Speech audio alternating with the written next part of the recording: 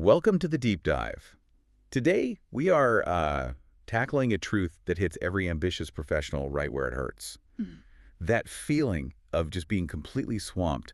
We're diving deep into why smart people stay busy but never productive. It's a huge one. Yeah, and I want you to just picture a recent Monday morning. You woke up, energized, ready to finally tackle that huge project. The one that really moves the needle. Exactly. But then you open your laptop and poof, it all just evaporates into this chaos of pings. Oh, yeah. The Slack notifications, the emails marked urgent. Couple of meetings you were pulled into last minute, and you end the day totally exhausted. You feel busy, maybe even important. But when you actually look back, what did you accomplish? Nothing. Zero meaningful progress was made on what actually matters for your goals. And that is I think, the defining conflict of the modern professional experience. Busyness.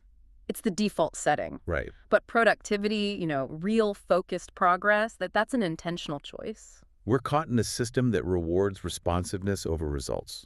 We've become reaction machines. And the tragedy, really, is that the most capable, high-achieving people are often the ones who are trapped the deepest in this cycle of sophisticated procrastination. That's the perfect term for it, sophisticated procrastination.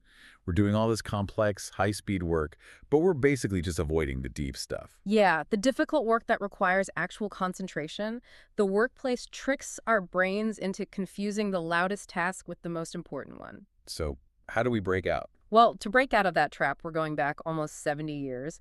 The solution comes from a man who faced perhaps the most overwhelming set of daily demands in history. President Dwight D. Eisenhower. Exactly. As Supreme Allied Commander and then President in the 50s, he just couldn't afford to waste a single decision. So he developed this brilliantly simple framework. It's not some time management hack you use once. No, it's a fundamental method for managing your decisions, forcing you to separate what's truly urgent from what's truly important. The four-quadrant system we now know as the Eisenhower Matrix. And our mission today is to give you the blueprint for integrating this into your daily life. We're going to unpack why you feel so busy, look at the matrix itself, and then We have the practical steps. the practical steps for reclaiming your focus, your energy, and your time. The goal is to shift you permanently from being just busy to being profoundly effective. Okay, let's get into this intelligence trap. Yeah. It sounds a little backward, doesn't it? Yeah. Why would being highly capable make you more vulnerable to this? Because the very traits that made you successful intelligence drive, efficiency, they actually become liabilities in our modern attention economy. I see it happening in, three primary ways. Okay. Number one, they just handle too much. Intelligent people, they genuinely believe their brain power lets them juggle multiple things at once. That they're the exception to the rule. Yes. But the research it's so conclusive. Studies have confirmed that true multitasking is a myth every time you switch tasks. Like from your big project to a quick email. Right. Your brain pays a focus switching cost. You lose efficiency, you make more errors. You're basically penalizing yourself for believing you're above how our brains actually work. So it's a kind of hubris of competency. We think we can handle the noise, but the noise is degrading everything we do. Mm-hmm. What's the second trap? That's the classic high achiever flaw.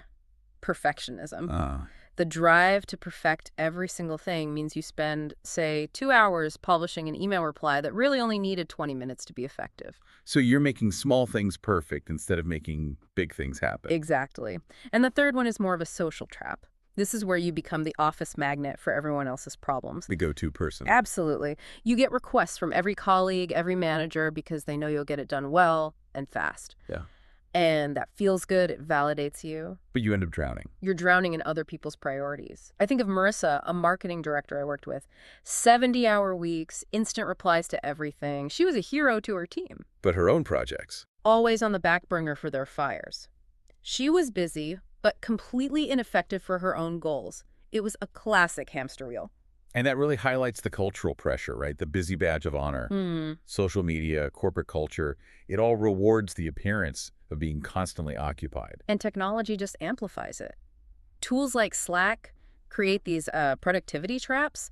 They establish an unspoken cycle of responsiveness. Meaning you feel you have to answer immediately. Which destroys any possibility of sustained, deep work. So if we boil this down, it's really two core issues. First, that urgency addiction You're just in reactive mode all day. Right. You spend your entire day putting out fires instead of preventing them. But you have to remember, the urgent thing is almost always only urgent to the sender. Not important to your goals. Exactly. And the second trap is that perfectionist's paradox. Mm. The inability to say no, the yes syndrome combined with making everything more complex than it needs to be. You say yes to a colleague's urgent request, which means you're saying no to the strategic project only you can do. That's the trade-off every time. So if the problem is saying no to the noise, we need a structure, a language, to force that conversation with ourselves. And that's precisely why the Eisenhower Matrix is so powerful. It forces a mindset shift. You stop managing minutes. And you start managing decisions. And it all begins with two very simple questions you have to ask about every single task. Is this urgent?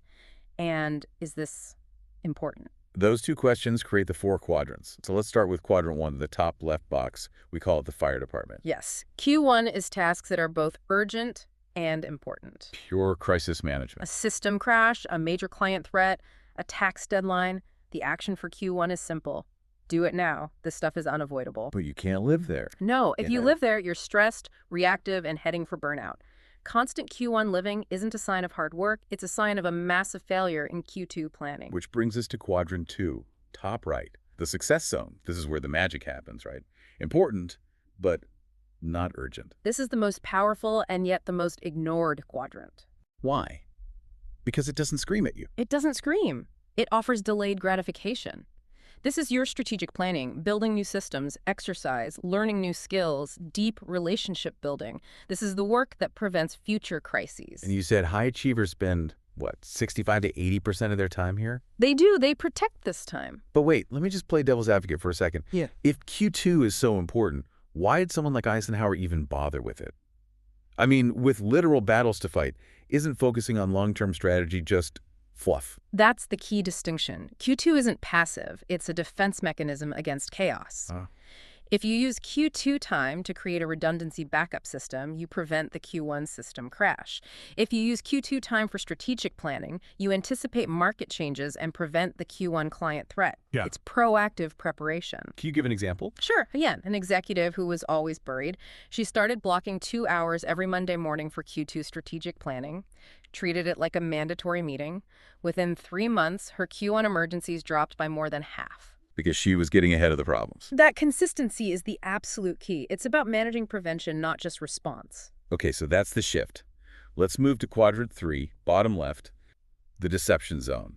Urgent, but not important. This quadrant is the true time killer. These tasks feel important because they're urgent. The phone's ringing, a colleague needs an answer right now, but they're almost always someone else's priorities disguised as yours. Land of interruptions. Exactly. So the action is delegate or minimize. These interruptions derail deep work. You don't just lose the minutes of the interruption, you lose hours in the recovery time it takes to get your focus back. So you have to learn to say no, or at least not now. Right. Or batch them. Group all your non-critical emails and just do them at 1 p.m., not all day long. This quadrant should be maybe 5 to 15% of your time, max. And finally, quadrant 4, the bottom right, the time waster zone. Not urgent and not important. Mindless scrolling. Mindless scrolling, office gossip, tasks that serve no real goal. The action is simple. Eliminate or limit. Now, we have to be clear here. This is different from healthy rest, which is actually Q2. Right. Recharging is important. Mindless time wasting, though, often leaves you feeling guilty and more drained. So you keep this to an absolute minimum, like 0 to 5%. Okay, so understanding the quadrants is step 1. But embedding this into a daily system, that's the hard part. It needs to be a non-negotiable ritual. But the secret is consistency, not complexity. The daily matrix ritual. Your 15-minute GPS for the day. Yep. And you do it first thing before you open your email. Let's walk through it. Step 1 is brain dump. Get everything out of your head onto a single list. Just clear the mental space. Step 2, categorize. Assign each item its quadrant. You have to be honest here. Is it really urgent and important? Or just urgent to someone else. Right. Step 3, schedule Q1 and Q2. This is critical. Block out specific time slots for these things first. You have to protect your Q2 time like it's gold. If it's not on the calendar, it doesn't exist. It doesn't exist. Step 4, batch or delegate Q3. Group similar low-value tasks.